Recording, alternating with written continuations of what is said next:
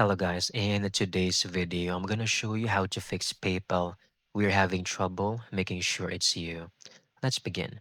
First, go ahead and open your favorite browser. And once you're here, over this section at the top right, click on the three dots, go to Settings, and on the left panel, choose Privacy and Security. Click on the third-party cookies, then this section, see all site data and permissions. Left click on it. You just need to delete all data. Click on it. Or you can simply type PayPal over here and it will show you all cookies related to the PayPal servers and website. Okay. Click on these trash icons. And once you're done, and if that still doesn't fix the issue, what you can do is go open a new tab, type in PayPal Help Center, click on the specific link, then it will open PayPal's Help Center.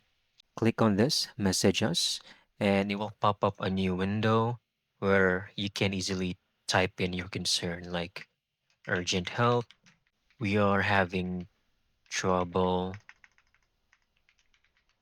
making sure it's you issues in my personal account, right? And then PayPal customer service will reach out to you and they might ask for your number or email so they can further communicate with you.